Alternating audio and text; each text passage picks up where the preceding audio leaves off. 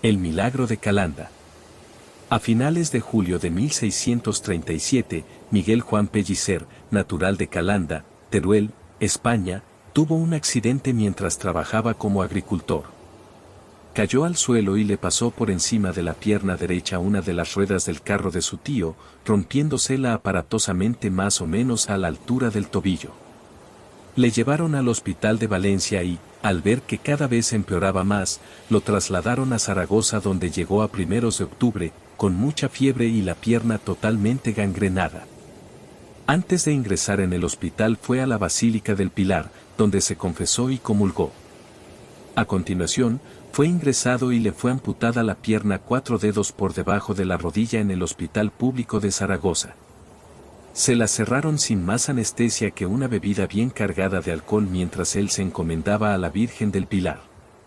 Los cirujanos que le atendieron se pusieron manos a la obra para cauterizar el muñón con un hierro al rojo vivo. La pierna fue enterrada, como era costumbre, en el cementerio del hospital. En aquella época había un acentuado sentido espiritual por el cual se consideraba que el cuerpo estaba destinado a la resurrección, así como todos sus miembros, y que por lo tanto las partes mutiladas debían ser tratadas con respeto, y no como simple elemento de desecho. Por ese motivo se encargó al practicante del hospital Juan Lorenzo García, enterrar la pierna en un hoyo como un palmo de hondo, de unos 21 cm. Tras abandonar el hospital con una pierna de madera y 2 muletas, Pellicer se vio abocado, para poder sobrevivir, a pasar del prometedor oficio de agricultor a un mendigo de los muchos que había por entonces. Logró el permiso de los canónigos del Pilar para pedir limosna a la puerta del santuario. Cada mañana Miguel Juan realizaba el mismo ritual. Tras asistir a la Eucaristía en la llamada Santa Capilla, se acercaba a una de las lámparas de la iglesia, cogía un poco de aceite y se frotaba el muñón varias veces a modo de masaje. Salía a la calle y se colocaba en la puerta del templo con la prueba de su desgracia bien descubierta, lo cual despertaba la compasión y simpatía de los cerca de 8.000 personas que se acercaban todos los días a visitar a la Pilarica.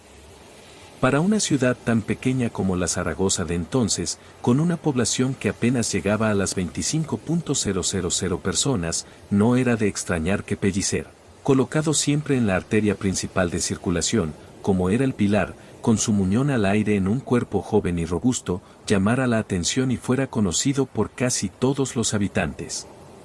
El joven lisiado decidió un buen día poner fin a la dura vida de mendigo que había llevado durante 2 años y 5 meses, para tomar rumbo a la casa de sus padres en Calanda e intentar reconducir su existencia con más dignidad.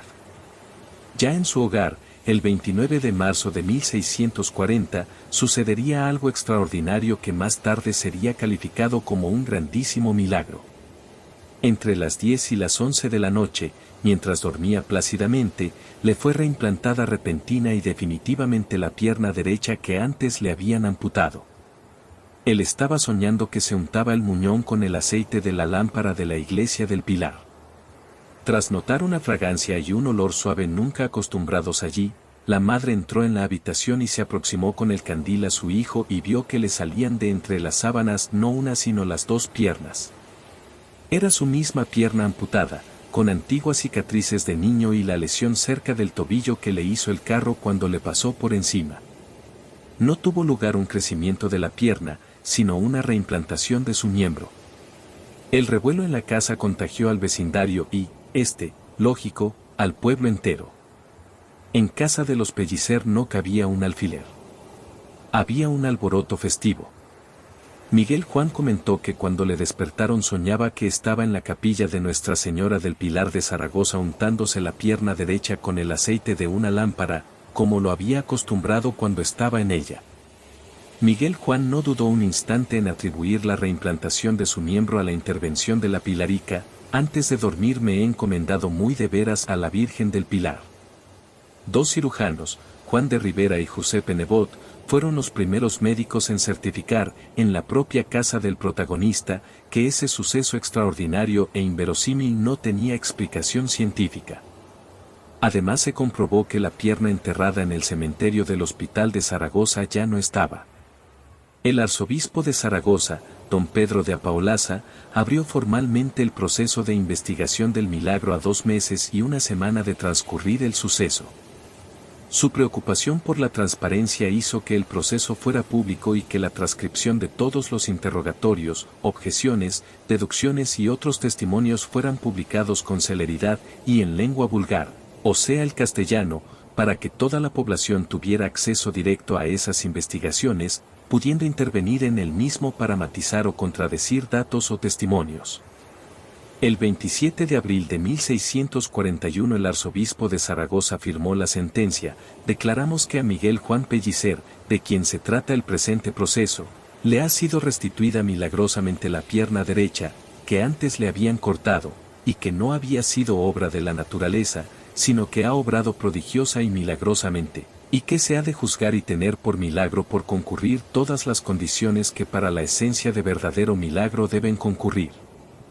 El milagro se divulgó rápidamente por la corte, y Miguel Juan fue recibido en Madrid por el rey Felipe IV. Una relación en castellano sobre el milagro, hecha en 1641 por el carmelita fray Jerónimo de San José y luego traducida al italiano, difundió la noticia por España, Italia y sur de Francia. Sobre todo una relación en latín, escrita por el médico alemán Pedro Neurath en 1642, luego traducida al francés, alemán y holandés, lo divulgó por toda Europa.